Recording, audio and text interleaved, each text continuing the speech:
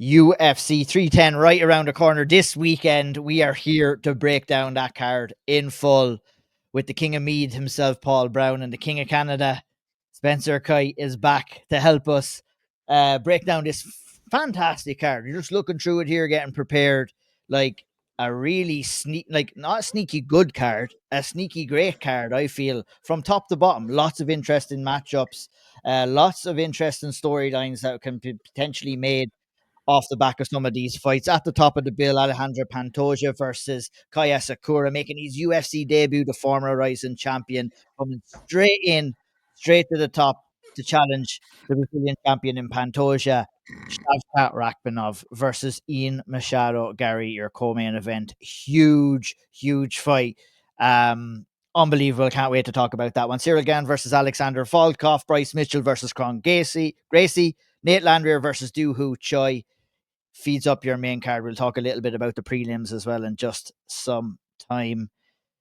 Paul, just before we get into the nitty gritty, I'll ask your opinion on the entire card. Any fights you're particularly looking at without going into great detail? We'll break them down singularly. But as a card overall, like I said, a sneaky great card we have on tap here for this Saturday night.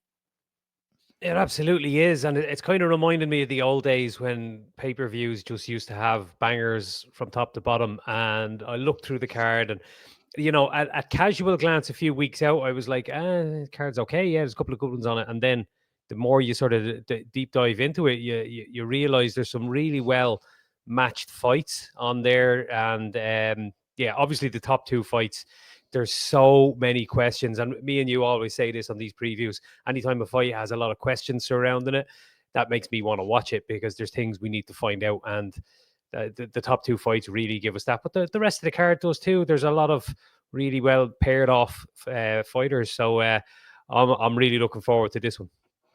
Spencer, obviously, the end of year pay per view cards in Vegas, always a big occasion. I was lucky enough to be alive in attendance. It's hard to believe it's been a full year since I've been away down at that last one. It was Leon Edwards versus Colby Covington. Obviously, we have the flyweight title. We have the big fight here in the welterweight division.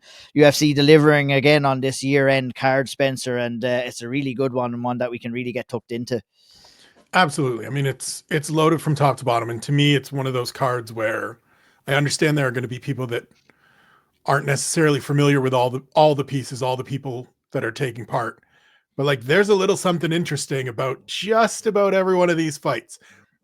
Depends on your level of intrigue, I suppose. And you guys know me, I'm more intrigued than most because I'm a lunatic. But like, I'm interested in Cyril Gane and Alexander Volkov. I'm interested in Vicente Luque and Temba Garimbo. Randy Brown and Brian Battle is a great fight. Cody Durden, Josh Van, Mike Chiesa, Max Grit, like up and down the list. This is a good slate. And then we close out with, to me, what is one of the most compelling fights of the year, Shavkat Rakhmonov and Ian Machado Gary. And then a championship fight that is a really interesting fight when you kind of start tucking into it. And so to me, this is right up there as one of the better overall cards of the year. 100%. And let's get tucked into it. Obviously, you mentioned a couple of fights on the prelims that'll whet the appetite for the main card, but we'll start from top. We'll work our way down. Alejandro Pantoja versus Kaya Sakura. I don't think that it's worth saying, but I don't think it's worth really having a too big of a conversation about Kaya Sakura coming in straight into a title shot. There hasn't been too much controversy around that. Everyone has kind of accepted that this is the case. I don't mind it too much. I think, I don't get caught up in, too much on who deserves what and who should be getting the title shot. I think this is a fresh matchup in the flyweight division. I think this is a fascinating stylistic matchup, and we're getting a really good look at a fantastic fighter that has fought the majority of his career outside of the UFC. Now we're going to see what he's like inside the octagon, and it makes sense to kind of put him in there. If things go his way, I mean, it's a fantastic story, and becomes the champion. If he loses, it'll be back to the drawing board. I guess the UFC, in making this one, Paul, probably didn't want to lose the fact if Kaya Sakura went in against another one of the top contenders in the division and lost, well, then you're maybe 2 or 3 more fights back to try and get there again, and he might not even get there. So I think it does make sense to kind of throw him in there, rising double champion, got a good kind of, I think with the hardcore mixed martial arts fan base, is a very popular fighter. And I, for one, am very excited to see what he can produce against, a top champion in Alejandro Pantoja as well. Yeah, he's a really, really exciting talent. I mean, some of the skill set that he brings to the table is like the power, the hand speed, the combinations, the killer instinct.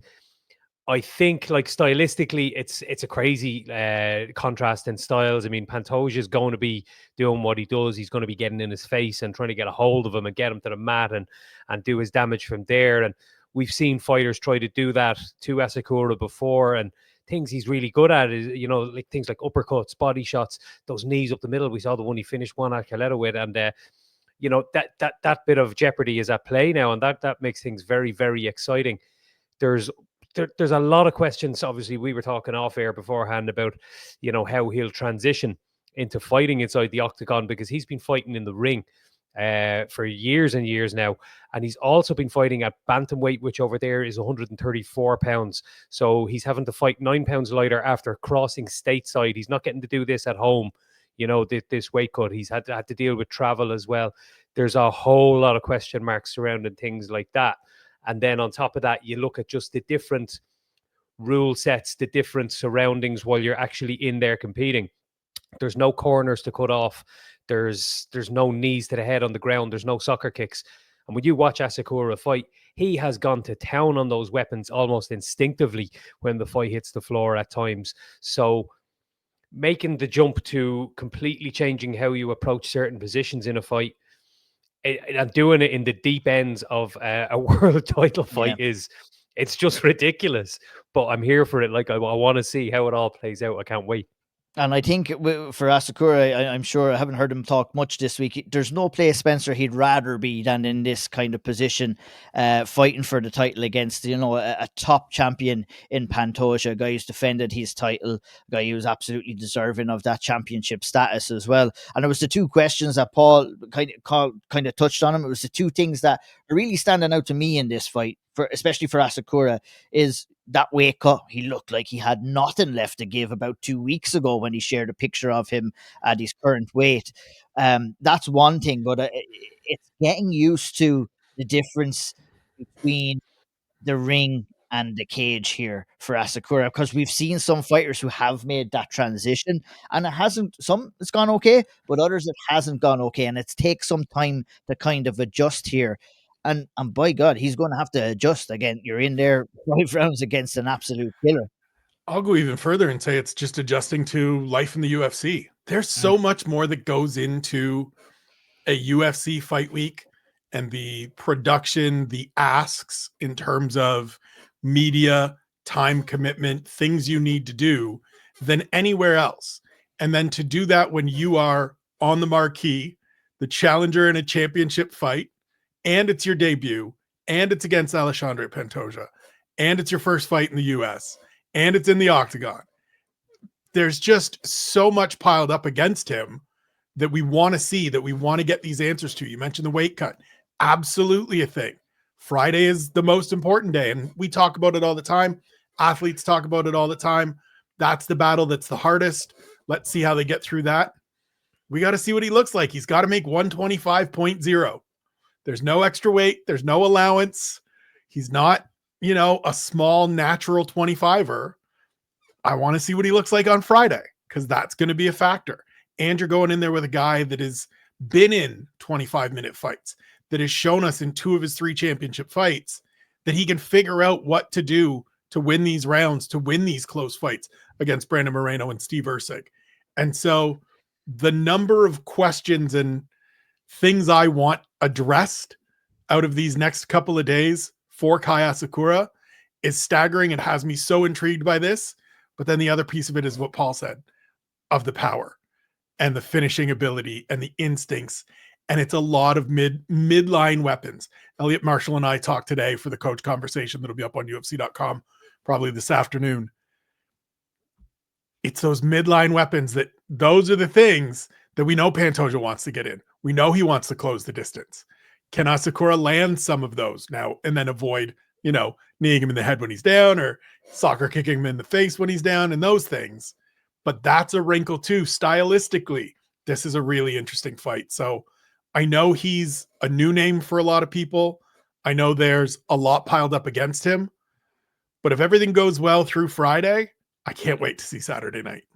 Yeah, me too. And if taking all those factors in account for Asakura, if he was to get the win, it'd be a monumental win for him on what is already a very illustrious career that he's had, and picking up titles at Ryzen and everything. Paul, let's talk about the stylistic matchup here that we have and what both of these guys possess. Look, we've seen Pantoja for many, many years and what he's capable of. A very well-rounded fighter, comfortable in the pocket, comfortable fighting outside, comfortable in the clinch, comfortable in the grappling exchanges, an excellent scrambler. Kyte Asakura, a strong, I would describe him a strong wrestler boxer. He wants to stuff the takedown, and he wants to put hands on your face, and he wants you to feel his power. Now, that has been a successful kind of strategy for him in Ryzen. But I feel this fight is going to be fight. We talk about on the preview here before about the threshold inside the octagon, and you have the inside threshold where you have the black line that separates the outside threshold when you're right up against the cage. And I feel, where Asakura is going to want to fight this fight, Paul, is going to be on the inside threshold, and where Pantoja is going to want to bring this fight is to the outside threshold, because there's difference between having a takedown defense inside of a ring and having your takedown defense up against the cage. And that's something that he is going to have to be drilling. And I'm sure he has been drilling in all of his training and preparation for this. But how much can you prepare for this? We've had fighters who've been training up against the cage for years and years and years. Maybe Asakura has been doing that too. We don't know truly, but it's definitely going to be a huge adjustment for him. Like you said, to navigate a ring in comparison to navigate the octagon, where you have a lot more chance of getting your footwork cut off. I'm just curious as to how you see both of these guys matching up, and if you kind of see it the same way I go. And this, I feel this is going to be the footwork battle in this fight, and the kind of distance control and where this fight is fought is going to determine who's going to get the win. Absolutely, yeah. I mean, you're definitely going to see that. You're going to see Pantoja incrementally working him back toward that fence, and like you said, getting him on the outside of that threshold. And like, people don't understand the difference when there's a corner there or when there's not a corner there. How you exit the pocket completely changes. How you cut that corner off it completely changes. So obviously there are going to be differences. And as regards like that, the wall wrestling, you can do as much of it as you want in the gym. Feeling it, the intensity of competition is completely and entirely different. You'll know this, Ian. It feels like you're not prepared for this once you get in there for the first time, and it'll probably be something similar to that feeling that people have when they have their first fight. If he's having, his first time in a long time with his back against the fence under the lights on pay-per-view, it might feel for a moment like your brain plays tricks on you, so there's every chance this could really affect his performance negatively. But that being said, where I could see him maybe having success in this fight, I often look at fighters when they're moving down a weight class. And I remember we spoke recently about Max Holloway before he fought Tupuria, and I talked about how when he fought at lightweight against Gaethje, he had the speed advantage on Gaethje, but coming down, he wouldn't have it. I often look at that, and I look at the speed in Asakura's hands, and I don't think he's going to lose much of a speed advantage here. I'm looking at the size of him. He's a similar height to Erceg, so Pantoja is not going to be overawed by fighting a bigger guy who's like 3 inches taller than him. Asakura, his reach isn't on record, but it does look like he has a longer reach than Erceg, but he doesn't look any slower than Erceg. Do you know what I mean? If anything, he looks maybe a little bit more rapid. So he's still a dangerous prospect here, and I would just love to see him turn out to be good enough to hang with the best at 125, because that means we've got some really exciting fights, win or lose this weekend. We've got some really exciting fights in the division going forward. Absolutely, yeah. Spencer, what I'll bring to you is kind of what Paul touched on. Again, Paul, you're kind of reading my mind and where I'm going to bring in these questions. But with the matchup here, Spencer, with Pantoja, like what Paul said, we had a similar opponent in Steve Erceg who wants to keep the fight on the feet and wants to land his big punches, like kind of coming in here. So, in terms of preparation, Spencer, Pantoja has kind of had similar kind of opponents. And I would assume Asakura has a little bit, but I think, when you're preparing for a guy like that, it's kind of nice to keep the ball rolling and keep it going in the same direction again with a similar style. It kind of helps your camp, and I'm sure we'll kind of see the benefits of that from Pantoja and what he did so well against Steve Erceg in creating those scrambling moments and not getting involved into it. I don't think, Pantoja isn't the most technical fighter, and I don't think getting into a technical fight is the best thing for him, but he has such a good ability in turning a potential technical fight into just a war, into just a kind of a dogged fight. And that's where he kind of flourishes most, isn't it? Yeah, he can create chaos, but he can also control it really well. And I think that's what we saw in moments of the Brandon Moreno fight. I think it's what we saw very much in the Brandon Royval fight, where Brandon Royval wants to come in here and is like, cool, let's just have it be tumbleweeds and fists flying everywhere and just bonkers. And Pantoja engages in it a little and then is like, it's time for me to take you down and beat the hell out of you. And then the Steve Erceg fight, same thing, right? There are moments where it's technical. There are moments where it's chaos. And there's moments where Pantoja is able to sort of harness the two together. I think that's the key here. You don't want to be in a range fight with Kai Asakura. That's not your path to victory here. Get in there, get inside. I think you can out-wrestle him. I think you certainly should be able to out-grapple him. But you've got to avoid that power that's coming. You've got to avoid those big shots that's coming. I think we see almost a tale of two fights, almost in two halves. I think Asakura is going to look great early. I think first and second round, those are the moments where he's going to shine the most. Pantoja's a bit of a slow starter at times. He kind of comes out. He'll get hit a little bit. Takes a minute for him to warm up and get into his rhythm. But once we get into 3, 4, 5, that's where you lean towards the champion. Not just because of the experience, but because it's so hard to defend those takedowns for 25 minutes and deal with that pressure for 25 minutes. And so to me, it's a fascinating fight because every moment of it, I think we're going to be on the edge of our seat just waiting to see what happens, because each of these guys can win by stoppage in different ways. It could be a 25-minute war. Maybe Kai Asakura's takedown defense and grappling and wrestling is better than we all know, and we just haven't had to see it over the last several years. I can't wait. I love that it's a fresh matchup, as you mentioned, off the top of this. I didn't need Brandon Royval again. I didn't need Brandon Moreno again. I like that we got a new name in here. We introduced something new. And I mean, potential to be the first Japanese champion in UFC history. It's a huge moment. Let's see what happens.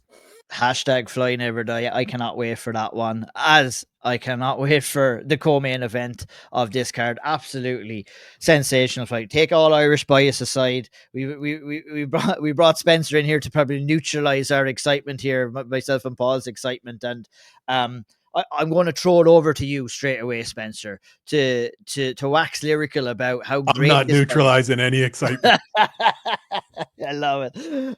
This is just right. Let me set the scene here.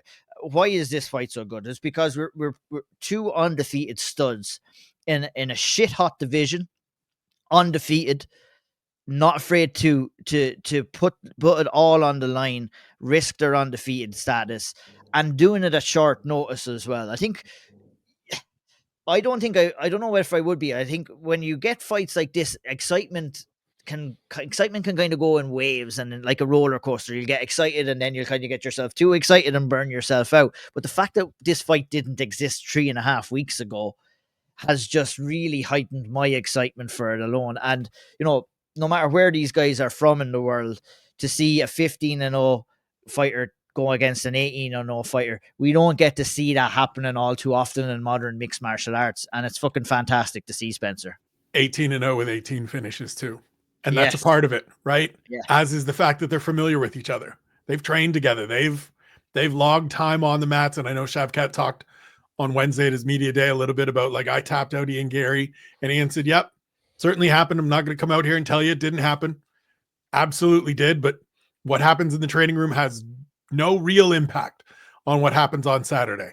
It is the absolute right line. Don't know whether it's true or not. We'll see what happens on Saturday. But to me, this is, and I said this on Sportsnet this week, this is one of the most compelling fights of the year to me. And it's that willingness of Ian Gary to step up on short notice and face this guy that no one has wanted to face.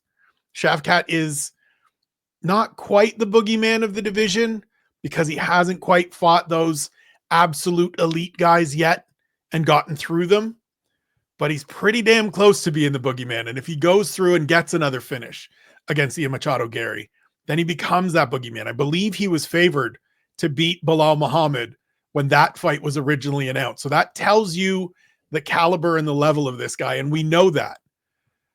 But don't discount Ian Machado Gary, who is 15-0 for a reason, who is a supremely technical fighter, who is good in every phase, who makes smart and wise tactical decisions. We don't know how much he has improved on the ground during this run of time with Diego Lima and Damian Maia in Sao Paulo. I'm sure it's quite a bit. That's a piece of this that becomes interesting.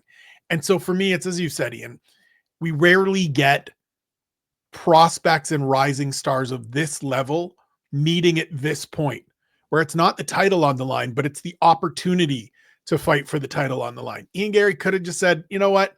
It's fine. I've got Joaquin Buckley a week later. I'll go out and get that win. Let somebody else fight Shavkat, or Shavkat sit, and I'll just keep my place in the queue. I'll get my win and move forward. Instead, he raised his hand and said, yeah, I'm ready. We knew this day was always going to come, so let's do it, brother. And now we get this terrific fight on Saturday night. Yeah, fantastic. Paul, I spoke with Kiefer Crosby on the Out Triangle right ahead of his fight against Cowboy Oliveira before he got signed to the UFC, and he mentioned a statement that always has stuck with me. And he described his striking style in two different ways. He said, I can be a guy who is the sniper who will stay on the outside and pick his shots, or maybe I'll come in with my AK-47 and get into the pocket and throw some heavy shots. And I think if we were to describe Shavkat Rakhmonov and his style on the feet, is that guy that's holding the AK-47 as opposed to Ian Gary, who I feel is a guy who will snipe his shots from the outside here. And I think that's going to be the key to the striking battle here as well. It's having patience for Ian Gary, not to get sucked in and into too many exchanges where I feel Shavkat, will have the power advantage in his hands. I think, look, Ian is very accurate with his punches, but we have seen a lack of knockout power so far, bar the head kick. And especially, I would talk more about his hands. We haven't seen him, knock out too many people with his hands. I think Song Kinan, he struggled with, but as he's got up and up, I think it's something that I would have an asterisk by his name, is that, does he have that one punch knockout power? I'm not so sure. And that kind of makes this kind of, striking battle very fascinating. But this is a fight that's going to take place outside of the striking battle as well. We're going to have plenty of grappling exchanges here. A lot of the talk has been, Shavkat saying he has submitted Ian Gary. Ian Gary has gone down since then, obviously, and worked with Damian Maia, has worked with Charles Oliveira down in Shoot the Box in Brazil. All of those facets, Paul, make this a very interesting stylistic matchup. Spencer laid it out very well in terms of what it means between two undefeated prospects and what it could create. But when you match these two styles together, it's so fascinating, and it's almost impossible, but it's simple at the same time to kind of describe what we're going to see in this fight. Absolutely, yeah. You mentioned there about how, he went and he trained with Damian Maia and Charles Oliveira, and he's been at home there really over the last while, after a period of being a bit of a nomad, which is interesting given that that's Shavkat's nickname. But Gary was a bit of a nomad for a while, or a Ronin, or whatever you want to call it, and he was traveling around and wasn't really settling anywhere, but he's kind of found his home now in Brazil. I saw an interesting video of him today speaking really good Portuguese, like excellent Portuguese in an interview. So I was very, very impressed with that. Part of me wonders, given what Shavkat was saying about having submitted him, part of me wonders, when those type of things were happening, is that why he went to Brazil to train? Like, I mean, my thoughts exactly, to be honest. I saw how quickly he put his hand up for this fight, it kind of all just sat into place a little bit for me. Go, okay, this is why he's been doing things the way he's been doing them over the last while, because this guy possibly was getting the better of him in certain grappling exchanges, and he knew, like when he was at Killcliff, it was him and Vicente Luque and Gilbert Burns and all of those welterweights all in the one training room. He would have got a good look at all of those, and he would have known. And I remember him saying it, I think, after his UFC debut. It's going to be, or after one of his early fights, he was pointing at Shavkat and kind of saying, like, it's going to be me and him, at the top of the division soon. And I think he said similar about Hamzat, but of course Hamzat has gone up a weight class. Like, he would have looked at that and gone, right, I need to improve in these areas. And he's gone off now and spent the last, a year and a half, 2 years in Brazil. So I'm super intrigued to see how that looks. His grappling looked exceptional against MVP.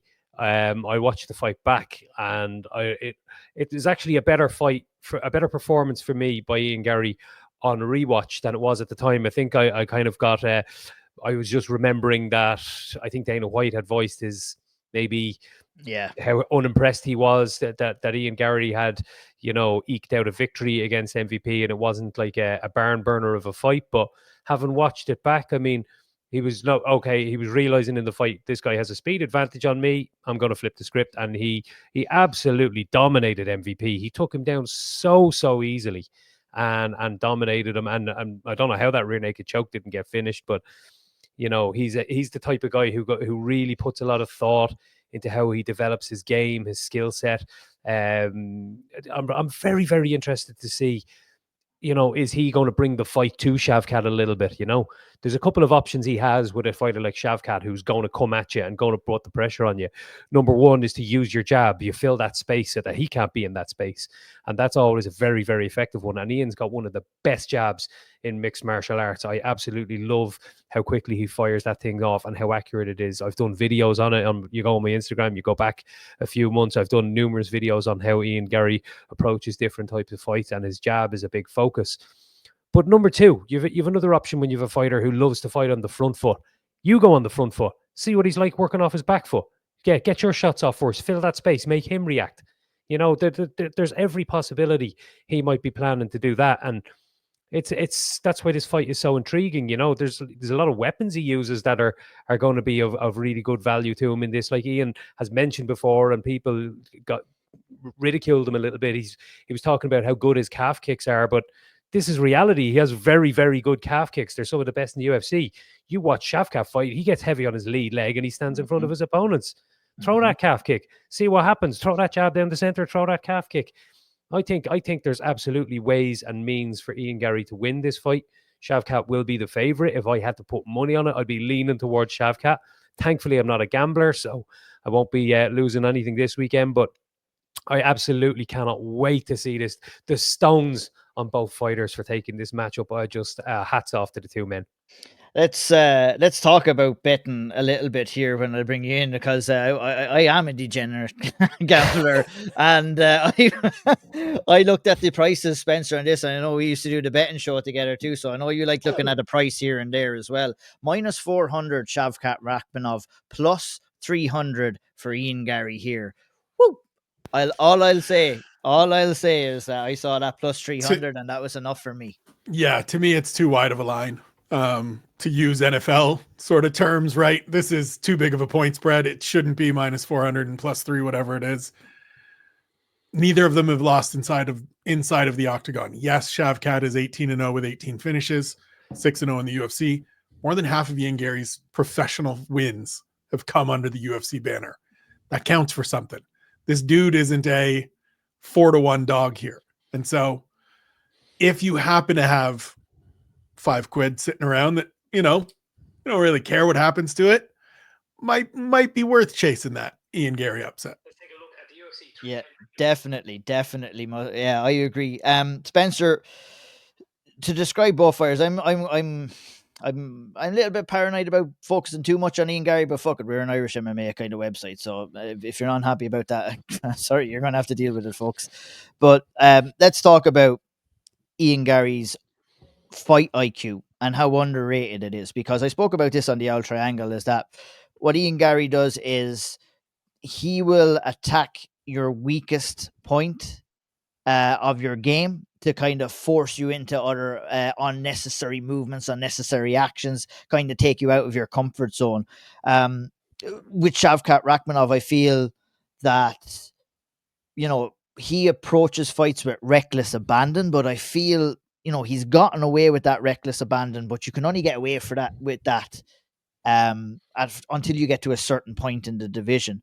And to circle back around to Ian Gary, I feel that what we've seen with Ian is that he does fight to the level of his opponents. So he doesn't have an ego about him. He's not going to take too many risks, but I think there is an ego about him. I know what you mean, though. You know what I mean? I know what you mean. I think the ego goes away in terms that, like, he didn't give a shit about going in and taking Michael Fallon Page down for 3 rounds and dominating him in the grappling, as opposed to striking with him on the feet. He's the last person that is worried about what the internet and the community at large has to say, because he's been dealing with that for just about his entire career.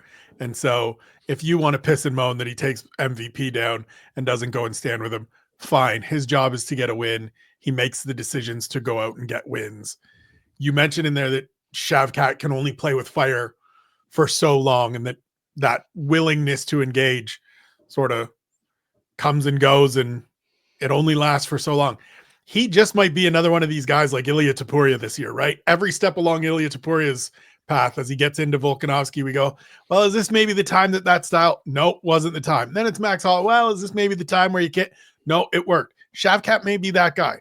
He may be that guy that is just able to go out there and fight his way against everybody and continue to have success until the next guy climbs the ranks and comes up and gets him. But Ian Gary, from a tactical standpoint and a smart standpoint, doesn't get the credit he deserves. I think it's because there's a whole portion of the internet that just doesn't want to like Ian Machado Gary for various reasons that still continue to baffle me, because every interaction I've had with him, he's a lovely kid, pretty good head on his shoulders, like understands all of this. I think he's going to make smart decisions in there. And I think, as Paul said, he's done the work, and he's going to look at what are the things that he does that I can do to disrupt those things that he does well. So I think we will see the jab. I think we will see that low kick pretty early and pretty often. I think we'll see him look for takedowns relatively quick, even if it's just to put the idea out there, even if it's just to say, you got to be careful throwing this stuff, because I'll change levels, or I'll push you against the fence and look for that single or that double. So I think tactically, to what you're asking, Ian Gary, from an IQ standpoint, is sharp as can be. And I think that's one of the things that has me, when you mention that betting line, that's one of the pieces that to me makes me go, that's a live dog right there. Absolutely.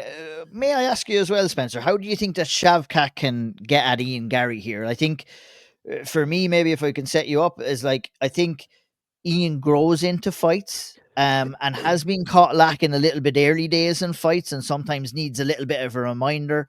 Maybe a little bit, gets hurt a little bit on the feet, gets a little bit wobbled, as we've seen in the Song Kenan fight. Can't afford any of those mistakes here against Shavkat Rakhmonov, who does start strong in every single fight. Yeah, I think it's just that. It's dance with the one that brought you, right? Like, it's just go out and be yourself. Be that aggressive fighter. Get out, get after him. Get inside of his jab. Don't let him do the things that he's going to want to do to dissuade you. Go out there and put it on him. He is at his best when he is creating those chaos moments and forcing those exchanges, because he trusts in his chin. He trusts in his power. He trusts in his ability to hurt you and then find the finish. It's going to be interesting to me to see where he's at after a year off. I did an interview with him. It was via email, so obviously we're not talking and there's not follow-up opportunities. But I talked to him about that year away and how important it is to get a year to focus on health and training. And he said it's so important. It's so crucial, especially at this point where you're in the elite of the elite already, and it's just the fine tuning. And so I want to see what that fine tuning looks like, because up to this point, he's looked outstanding. So it's just go out and keep doing what got you to 18-0 with 18 finishes, and force Ian Gary to fight at your level, to make all of those smart decisions, counter what you're doing, maybe try to take some of that offensive, and we end up getting a hell of a fight. Absolutely. Cannot wait for that one. An absolute belter of a fight. I'll be on the edge of my seat. I'm already getting butterflies even thinking about and talking about with you guys. But we got to move on. Cyril Gane versus Alexander Volkov is the next fight on the card in the heavyweight division. A repeat of their June 2021 fight where Cyril Gane took home a unanimous decision. Since that fight, Volkov has been on somewhat of a tear. His only loss was to Tom Aspinall via straight arm lock. Has beaten the likes of Jairzinho Rosenstruck, Marcin Tybura, Alexander Romanov, Taito Avasa, and in his last fight, a very impressive win, Paul, over Sergey Pavlovich. Comes in here and he gets the chance to kind of get that win back from Cyril Gane. It's the first time, obviously, that we've seen Cyril in action since he took on Sergey Spivak himself. That was in September 2023. Coming off a long layoff here. Not sure how I feel about that. Me in general, Spencer's been around for a couple of my previews on Cyril Gane, was never the biggest fan of him, to be honest. Never bought in too much to his elite status of a mixed martial artist. I think he's a very, very good heavyweight. I think he's very effective, and it'll be interesting to see how he comes in here and tries to one-up his first win against Volkov, I would say. Yeah, you mentioned there the time off, and there's question marks obviously surrounding the fact that, you know, Volkov has obviously made some improvements in that interim period, and how will Gane look? Will he look as good as he ever did? So there's a couple of question marks straight away. You know, 3 years or so since the last fight. I mean, when you look at the last fight, Volkov has some adjustments to make. Southpaw against Orthodox. The difference, the problem with the Southpaw and Orthodox, and you know this, Ian, is that when you're fighting and your lead hand and your lead foot are almost, you know, you're toe to toe on that side. What happens is the channel that you throw your jab into is it's shut down because the other person's lead hand is in the way. So your jab is difficult to get off unless you're the quicker fighter, which Gane is compared to Volkov. Gane's jab was working for him in that first fight because he can step the lead foot inside, snap the jab, and get back out again. If you're not the quicker fighter, you can't do that because you're on the inside and you're going to get countered.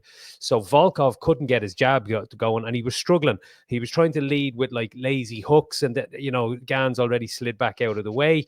He was trying to lead with his backhand, but he couldn't get his range. And Gane was just jabbing him off, you know, stepping inside, jabbing to the body, dipping levels. And he was just swatting him like a fly. And he made it difficult for him and just, you know, picked him off over the course of the 3 rounds, I think it was. So, you know, he's got adjustments to make. We're going to see what, you know, he, at least this time he knows what he's going in there against. You know, he knows the type of fighter. He's been in against this guy before. So, yeah, an interesting one. Let's see if he has improved enough, because heavyweight needs someone now to step up. You know, there is going to come a point, I think, in the very near future where Tom Aspinall is wearing that belt. I think it's looking increasingly likely because John Jones may just put the belt back down and walk away from it to get away from dealing with the stress.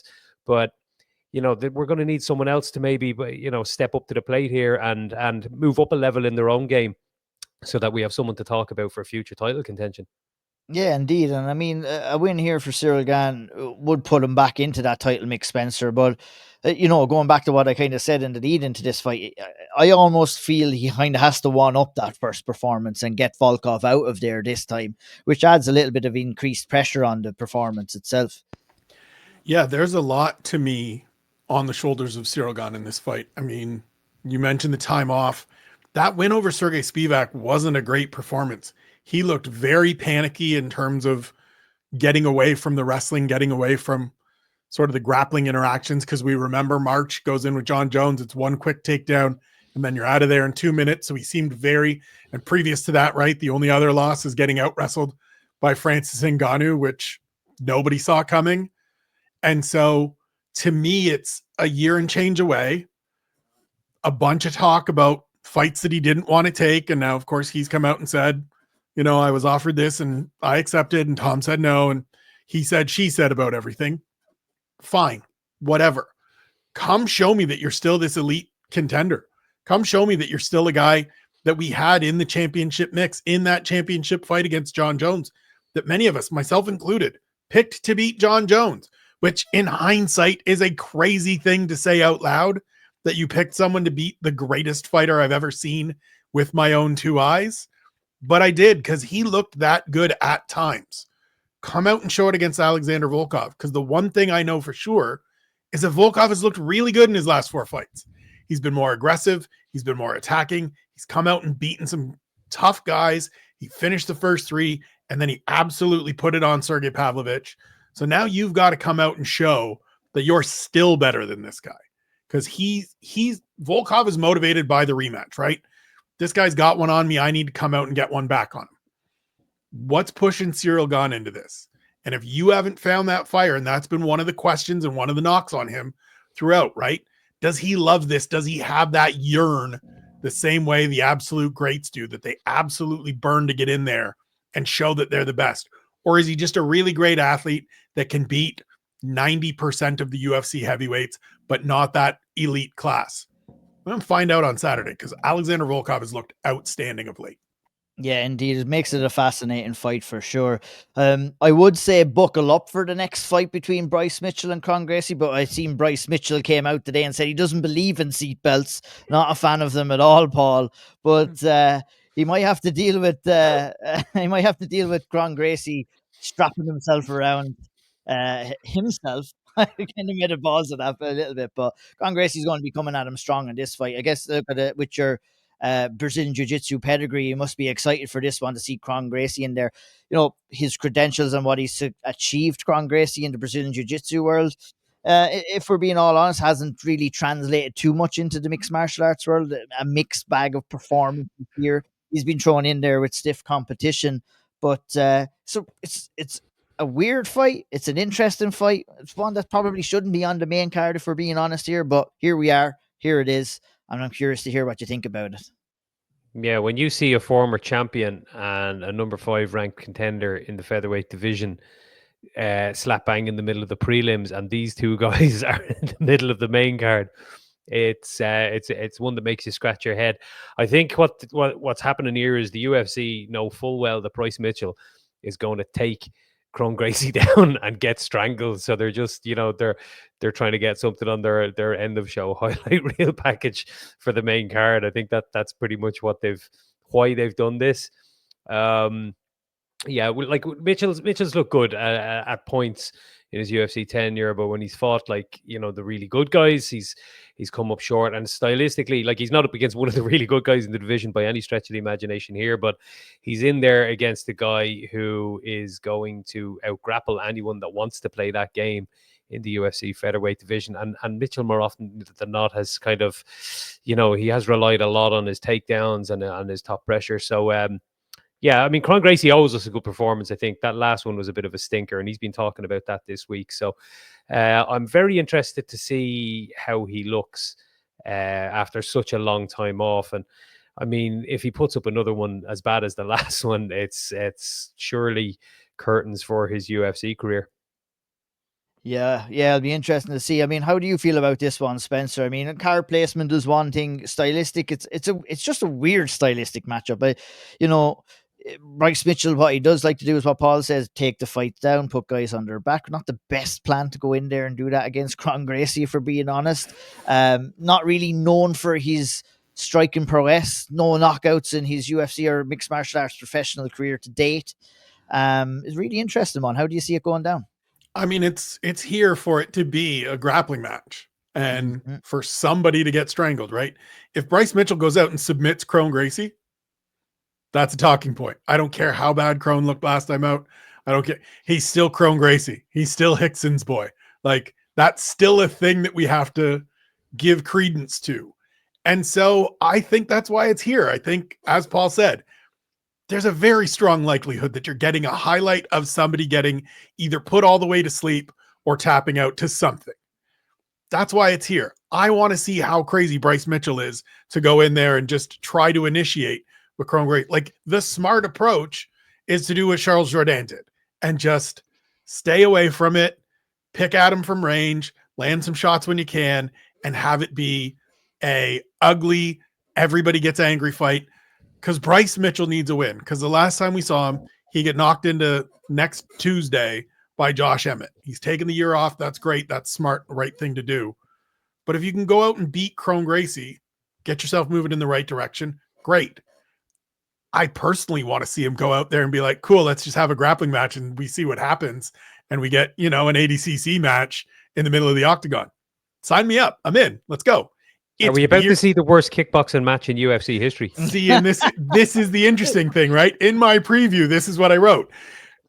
We always want it to be a no-gi, fantastic grappling match, and it quite often turns into just a terrible kickboxing match.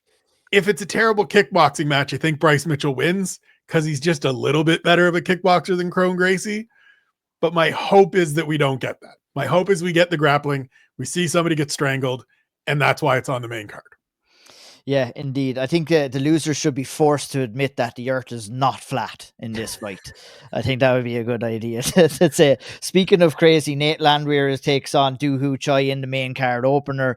Look at two guys, Spencer, here that like to march forward and land shots.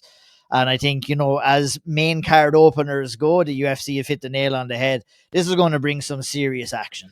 Nate, the train is in the UFC, baby. Let's go.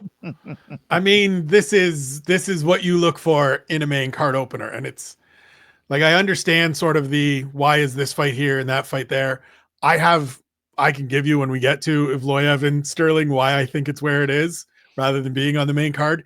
This being as the opener, we all know why. And it's because these two are going to go in there and be absolute lunatics that try to hit each other with sledgehammers until one of them gets hit and falls down. That may be 5 seconds. That may be 15 seconds. It may be 15 minutes. And for as long as it happens, it's going to be thoroughly entertaining. Do Ho Choi isn't the same guy that he was early in his career. Between injuries, age, and the wars that he's been in, the Superboy isn't quite as super as he once was. But Nate Landwehr is kind of the right level of dude to go out there and just have a little bit of a throwback slobber knocker with. And this is like, I cannot wait. We're going to get the intro. We're going to get Anik and the boys setting everything up. And then these two lunatics are going to walk into the octagon and just swing cinder blocks at each other. And I can't wait for it. Yeah, it should be a good one. Paul, I don't know, any quick thoughts on that one? I was going to move on to Anthony Smith and Dominic Reyes, but if you do have any thoughts on... Not a whole lot to break down with that one. Just like Spencer said, just the excitement levels. The two guys are there to put on a show. I don't think either of them are too fussed about whether they win. They're just happy if they're just going to throw all the chips on the table and see where we end up. There'll be a couple of brain cells lost in that fight for sure. Let's talk Anthony Smith and Dominic Reyes. Look, we saw Dominic Reyes come back against Dustin Jacoby. It was a good win, a good story for Dominic Reyes to overcome, the battles with the mental struggles, all of the losses in a row. But I think this fight will answer the true question: is he truly back? Is he getting closer to what he used to be, to the levels that he brought against John Jones? Against that, look at an Anthony Smith that's almost at the end of his tether right now, but still game and still competitive and still dangerous in the 205-pound division, and still carries some power too. So, that kind of intrigues me, Paul, in this fight and how it's going to go. How do you see it? Yeah, like you said, I mean, Reyes, he broke his skid. Was it 4.5 years he went without a victory? And he went through all sorts of stuff. He had surgeries and all sorts of injury issues, didn't he? So it was a rough time for him. And it was, that time he fought John Jones, we all looked at him and thought, wow, this guy is, he's possibly the future of this division. And it kind of, did he win a fight since? I don't know, but I don't think he won a fight after that. I think it was just that defeat that just mentally broke him. I mean, yeah, when you think that you've won, and everybody else thinks that you've won, and then you lost, it destroyed him mentally. I'd be, with all due respect to him, I feel that it destroyed him mentally, and he never bounced back. You're right, no, yeah, and no. he just, it's a shame because he looked like, he was still young and he was an unbeaten fighter, and he looked sensational at times in that fight, and it was a very close fight, but you'd feel for the guy going through all sorts of whatever, issues he had over the few years, but it was really good story to see him come back and get that victory. But like you said, now it's the reality, you one victory and then going back and losing a few more fights probably isn't going to leave that good a taste in your mouth either. So it's a case of building on that victory, and a win over Anthony Smith. Generally, Anthony Smith is kind of holding a bit of a gatekeeper role, really. Anybody who's good in the division is beating him. I think he's won like 2 of his last 6, something along those lines. So he's, he's dropping defeats to quite a few fighters. But, you know, if you're going to be a force at light heavyweight, which Reyes theoretically still has the time to do, you know, he's going to need to pick up a victory over Anthony Smith here. Yeah, I feel that. How do you feel about this fight, Spencer? Sad, mostly. This to me just feels like two guys that are clinging to what could have been and what maybe should have been. And yep, I'm never going to bemoan seeing somebody like Dominic Reyes have that moment that he had beating Dustin Jacoby, right? You could see the relief. You saw the emotion. That's great. I love it. To me, it was the perfect time to say, okay, guys, it's been great. See you later. Same with Anthony Smith choking out Vitor Petrino in Brazil earlier this year. Get the win. Show you still got it. Got other things that I've got lined up with the analysts and all like that, because then he came out and took a short notice fight against Roman Dolidze and looked terrible. Like, just looked like he didn't want to be in there. And when you start looking like you don't want to be in there, for me, granted, I've never been in there, it kind of feels like maybe you shouldn't be in there. And so could this be an entertaining fight? Could we get some kind of highlight? Absolutely. Both of these guys are finishers for the most part in their career, good high finishing percentages. They're going to go out there and both have a point to prove. Both want to show that they still have something left in the tank. But to me, these are two guys that are clinging to past ideas of themselves rather than reckoning with who they are right now. Indeed. Vicente Luque versus Themba Gorimbo at 170 is the next fight on tap. Look, we skip and choose some fights this card. We ain't skipping any fights. We're going to go down to the very bottom. We might run over a little bit of an hour, but let's do it. Vicente Luque versus Themba Gorimbo. Obviously, Vicente Luque, Paul, was scheduled to fight Nick Diaz. We saw the worrying videos of Nick Diaz trying to light grass on fire, I guess it was. And yeah, not a great scene. I think I'm glad he's not scheduled to fight here based off that video. Hope he's doing okay. Obviously a legend of the game, but Themba Gorimbo jumped at this opportunity to take on Team O'Neill's Vicente Luque, and it should be an interesting scrap. Yeah, I'm just delighted that it's not Nick Diaz we're facing here, because that was just, I mean, the last time we saw him was horrendous, and this is a couple of years later again. So I just, yeah, I've no need to see that. You know, it's sullying the memory of a great, and you know, fair play to Themba Gorimbo. He's got a hell of an opportunity here. I mean, the timing could be just right for him now, just to steal Luque's spot in the rankings. Luque's ranked about 13th or 14th, I believe, isn't he?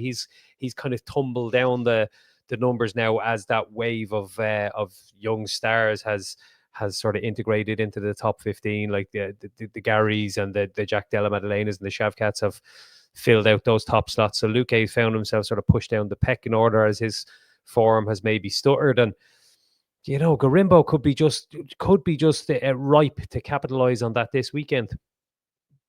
Yeah, he definitely could be, and I always like a Vicente Luque fight. You know that, Spencer. That's the hidden joke. I got way too excited one time and called him one of the greatest fighters that ever existed. But in my eyes, he was good for a couple of fights there, nearly a dozen fights. But moving on, Spencer, I know you had some thoughts on Evelev versus Aljamain Sterling. Obviously, Evelev coming in 18-0 undefeated against the former bantamweight champion in Aljamain Sterling. A little bit of a talking point on this card was, you know, including Sterling himself, was him saying that he should be a main card fighter. He's going to show everybody that he's a main card fighter. I'm not too up in arms about it, but I do feel that, you know, it's a bit of a trend now. This kind of, it seems like, you know, a constant disrespect by the UFC of Aljamain Sterling, who is very outspoken on certain topics. And we know the UFC brass don't always take too kindly to outspoken fighters. Do you think he's being punished here in some ways for his outspokenness, or how do you see this fight and its placement on the card?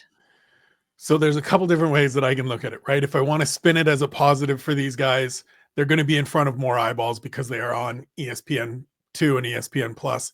And so you're getting greater placement. The fact that it's on the prelims has become a talking point. We're talking about this fight more than we're talking about some of those other main card fights. So the fact that it is down here has actually gotten them in the spotlight. Now, if you're Aljamain Sterling and you say, I'm going to show everybody that I deserve to be a main card fighter, awesome. Show me. Come show me. Because all the folks that are saying this is blatant disrespect and Aljamain Sterling deserves to be here and there and everywhere absolutely moan every time Aljamain Sterling is in a big fight, they think he's boring. They don't want to watch him. And so everybody that's up in arms suddenly in the corner of Aljamain Sterling, just simmer down for a minute, take a step back to his previous fights when you didn't want to see him in big spots and big opportunities, and just enjoy this fight. It's not just Aljo. Movsar Evloev beat Arnold Allen in Toronto at the start of the year, and Dana White came out. Well, I mean, we can get into whether he won or lost, but not having it. Okay, that fight happened at UFC 297 in Toronto, and Dana White came out afterwards and was like, "Well, I don't really want to talk about that fight." So this is two guys that, you know, the brass hasn't been particularly enamored in a division where, truthfully, the winner probably should be fighting for a title after Alexander Volkanovski gets his opportunity. But it kind of also feels like you got to prove something.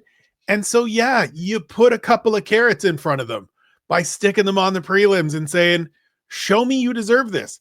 Aljo's responded saying, I'm going to show everybody. Now you got to come out and do it. Realistically, Paul, you know, this one has a big potential to be a big grapple fest over 3 rounds. And, you know, I don't mind that.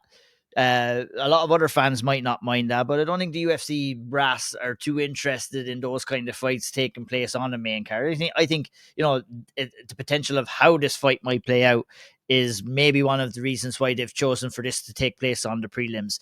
Do you see that fight going that way? Do you see this being kind of an excellent technical grappling affair, or do you see it maybe playing out more as a well-rounded kind of mixed martial arts fight? Where do you feel the fight should take place for both of these guys? We joked about the bad kickboxing match earlier, but I think this could be one of those where they nullify each other. I mean, Evloev's grappling has looked really impressive, I have to say. Like, look, 8 wins in the UFC, not a single finish there, and that's why he's here where he is, and that's why, you know, despite the names that he's beaten in the UFC, he's not being talked about as a possible contender to Ilia Topuria's crown. But I have been impressed with parts of his game, like his ability to adjust. When he was fighting Arnold Allen, there was takedowns that weren't working for him in the open stance, and he was able to switch the hand that he was leading his combinations with in order to set the takedowns up properly. So, you know, there are things about him that I do like to watch, but when he gets guys down, he's not showing any signs of attempting to finish the fight, whereas I believe Sterling does. I mean, Sterling is a guy that goes for the back, and he tries to, you know, and he's done it on quite a few occasions too. He's a really good submission artist, and you know, I always think back to the one of Corey Sandhagen. It was the guillotine, wasn't it? Just that's right. Beautiful. So I think Sterling could definitely count himself as hard done by here. I'm very intrigued to see if he can negate the threat that Evloev brings to the table, because if he does, what else does Evloev have? That's the question. I think Sterling probably is a little more well-rounded than his opponent. But it's just one of those. I think he's going to have. I think he's going to have the speed advantage on the feet here as well. Like, again, coming up a weight class, Ian. Yeah. For sure, and I think that there are some gaps in Ivalev's game that, you know, will allow Sterling to be successful on the feet if he chooses to do that. I mean, you know, you don't have to land devastating shots. You just got to land more, and you've got to land, you know, with accuracy. And I think Evloev is there to be hit. And I'm interested to see in this fight how Aljamain Sterling approaches this. If it's going to be a kind of a, you know, keep this fight on the feet as long as I can and see where the fight goes. Maybe try and take him down in the later rounds. It'll be interesting to see. But moving on, I think he might be the guy to fraud check Movsar Evloev. Here we go. His first fraud check alert of the preview. We'll see. We'll have to put up the sirens if that does happen on Saturday night. But look, no matter where this fight is taking place on the card, doesn't matter. The fight is on. The winner will be rewarded justly, and we'll move on. Randy Browne against Bryan Battle is the next fight, Spencer, in the welterweight division. I mean,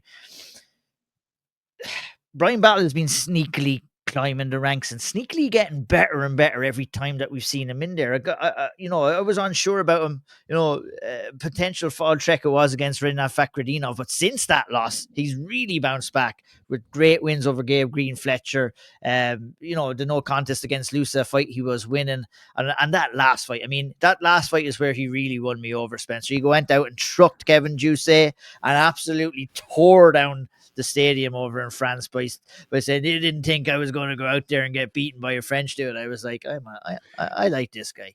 Everything about that performance, from the walkout with Jay-Z and Kanye, from Watch the Throne, I'm not going to name the name of the song, but it gets people going. It's provocative. To the gold chains, to the performance in the octagon, to cutting the heel promo in France, ripping them down. Absolute breakout performance. Looked terrific. He's a guy for me. I obviously cover the Ultimate Fighter for the UFC website, so he won that series when it came back in season 29. Team Volkanovski, shout out. He felt to me then like a Kelvin Gastelum type. Really good potential, but still really raw. Needed to work on a bunch of stuff. He's put in the work over the last 3 years. He's certainly developed. Now he's in a position where we get to find out. This is that test, right? It's not quite the Neil Magny in the top 15 test, but it's the one right at the doorstep. It's the guy that decides whether you're allowed in the club or not. It's the bouncer he's wiping his feet on the doormat. Yeah, it's the bouncer that's got the checklist at the front door to see if you're allowed in, if you're on the list to get into the club. Because Randy Brown's legit. Like, he's not a guy. I feel bad that Randy Brown has never cracked the rankings. I thought after that win over Muslim Salikov, he would have broke into the rankings. Somehow Kevin Holland continues to be ranked in the welterweight division, even though he's gone back to middleweight again, and has never really beaten anybody of real great substance at welterweight. Maybe even anybody in the UFC, but that's just me hating Kevin Holland again. And so now we find out about Bryan Battle, right? Because Randy Brown, you know what you're going to get. You're going to get long jabs. You're going to get front kicks up the middle. You're going to get low kicks. You're going to get a guy that has been in there, I think, 18 times in the UFC now. Like, this is a polished, experienced dude that is looking to just not only defend his territory, but also sort of remind people that, like, look, I'm closer to being in the top 10 than I am being past my prime. I love this fight. I like both of these dudes. I have a soft spot for both of these dudes. I can't wait for this one. Yeah, it's going to be a fantastic fight, and looking forward to it myself. Look, we talked about, fighters past their prime already, a little bit sad. And I mean, we have Chris Weidman here against Eric Anders. It feels like these two guys have been trying to fight all year. Like, it feels like I've been preparing for this fight, or I have prepared for this fight multiple times this year, Paul, but it's finally supposedly happening again after being called off, I think twice now, I believe. On the 310 card in the 195-pound division. The 195-pound title is on the line for this fight. How do you see it going? I wish we could just stop the Chris Weidman, sympathy tour. It's that, I mean, even that last one, the Bruno Silva one, that was the one with the eye pokes, and come on. Every time he fights, it's just, look, let's just wrap it on the head after this one. Just someone have a word with old Yeller, bring him out the back, deal with him. I don't mean to be disrespectful, but I've had enough. Yeah, we used to say it back in the day. You'll be in a nightclub back in the day, Paul, and you might be running a little bit of amok, causing not too much trouble, but a little bit of trouble, and the bouncer comes up and gives you a little bit of a squeeze on the elbow like that, and he gives you the nod and say, "Settle down." I think that's what Chris Weidman needs. He needs an old squeeze of the elbow here. Yeah, he's living on pipe dreams, thinking he's going to get back to the top, and it's it's been it hasn't gone full BJ Penn just yet, but it's been sort of moving in that direction. But he's still my boy, It's like, oh, come on, just wrap it up, Chris. Like, it's just unfortunate what happened to him. That leg break was brutal, and we've seen it with fighters over the years. You're not the same when you come back from it, and he's got nothing left to prove. He's had a really good career, but the longer it drags on, the more the people will remember this version than the version that won a world title. It's a sad reality of the fight game, I think, Spencer, isn't it? I'm sure you share the same sentiments as Paul there. Yeah, I mean, it would have been nice to get this one done and over with in New York, because I would wager that Chris probably would have went out and called it there. But I mean, Aaron Bronstetter asked him about it when he sat down with him that week, and Chris said, "No, same as a lot of these guys. They get up in age, and at a point that all of us that don't compete, I will say that as always, that don't compete, want to start saying they should be hanging it up. No, I'm feeling better than ever, and I still got a lot to prove." It just, like, you barely got by Bruno Silva. whether you beat Eric Anders or not, you're 40 years old. Like, I get that it's everybody wants to continue to have that, oh, what a tremendous comeback for Chris Weidman.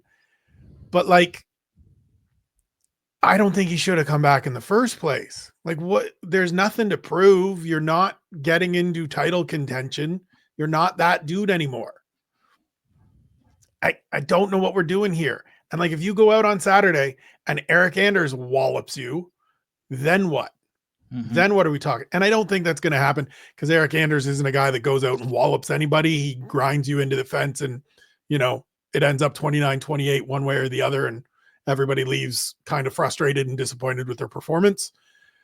But like, I just don't know what we're doing. It feels to me like we're continually rolling Chris out there because he had some great moments, because he's always been a company guy. He continues to be, right? He does work on the weigh-in show and things like that.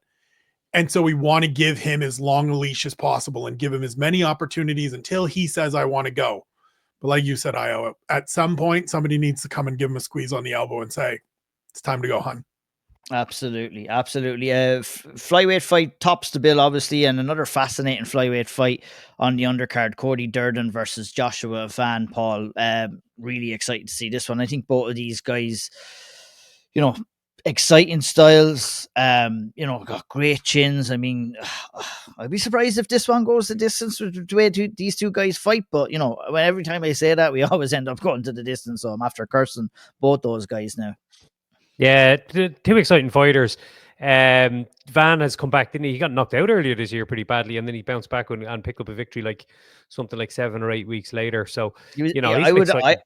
I would say he was a victim of his own success, to be honest. He was just getting in there, winning fights, and just came over a difficult opponent in Charles Johnson. I mean, me and Spencer would have talked a lot about Charles Johnson and how difficult the fighter he is to overcome. And, you know, it was a nasty knockout, and, you know, we get to see him bounce back in this one. He was winning that fight until he lost it too. I was there. It was in Denver. He looked good for the first 2 rounds, and then Charles Johnson came out and just threw that Hadouken and and he came back like not long after and picked up a win as well, which you generally get worried when you see a fighter do that. But he came back and he looked good, and here he goes again 2 months after that. So it's, you know, he's staying busy, he's staying active, and the UFC loves guys who will turn up and fight at the drop of a hat. And then, of course, he's in there with Durden, and Durden's coming out off the heels of a ninja choke win over Matt Schnell. And anyone who can pull off a ninja choke, in my eyes, I'm all for it. Let me see more of that stuff. So, you know, he's won some fights and lost some fights, but like you said, it's something fun usually happens when he steps in the octagon too. So yeah, it's a good matchup. Indeed. Michael Chiesa versus Max Griffin in the 170-pound division, Spencer. You know, Max Griffin coming off the back of a good run. He went on a good run and then kind of been a mixed bag in these recent fights, couple of wins and couple of losses, but he's coming off a win of Jeremiah Wells. Chiesa, we last seen out against, the name escapes me right now. Tony Ferguson. Yes, Tony Ferguson with that choke early days. Not too much to learn from that fight, really, to be honest. And almost the ghost of Tony Ferguson, we might say, he beat there. But this one will kind of give us a kind of a feeler as to where Chiesa is at. I wasn't too convinced in his fight against Kevin Holland, to be honest, that Chiesa's, you know, you talked about fighters really wanting to be in the octagon. I kind of got those vibes against Kevin Holland. I think he got away with those vibes against Tony Ferguson. Yeah, he got away, like he got away with it. He didn't look like he wanted to exchange on the feet at all. It was a lot of this where you're kind of just pawing. And like, Mike's never been a big striker. He's not a guy that's going to go out there and, you know, blow you away with his hands. He is looking to get inside and grapple, and looked great in that sequence in that fight where he took him down and got the choke pretty quickly. But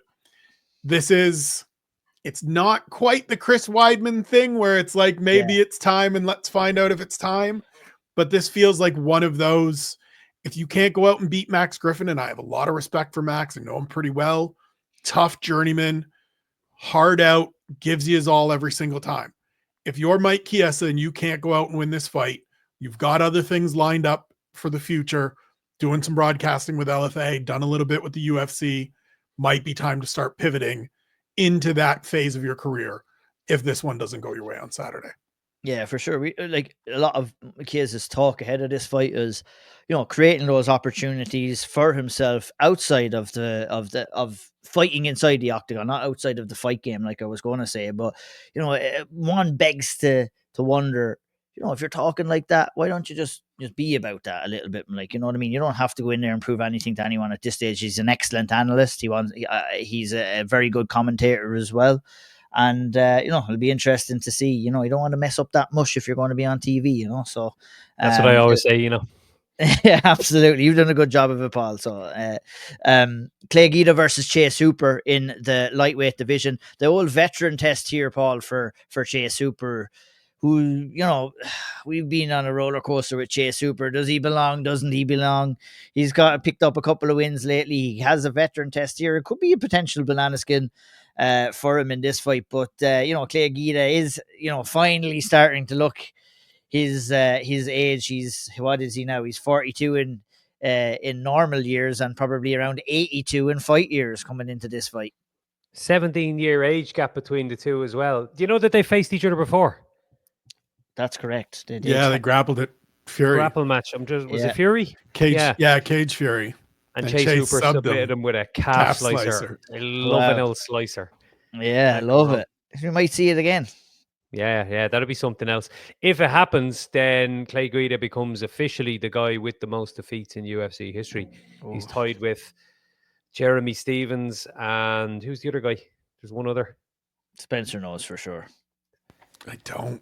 I'm not going to look it up, but I got to guess it. Go on, keep rolling there. Keep rolling. What do you think of this fight and a potential challenge for Chase Hooper? I really like it. I'm a Chase Hooper supporter. I'm an advocate for him.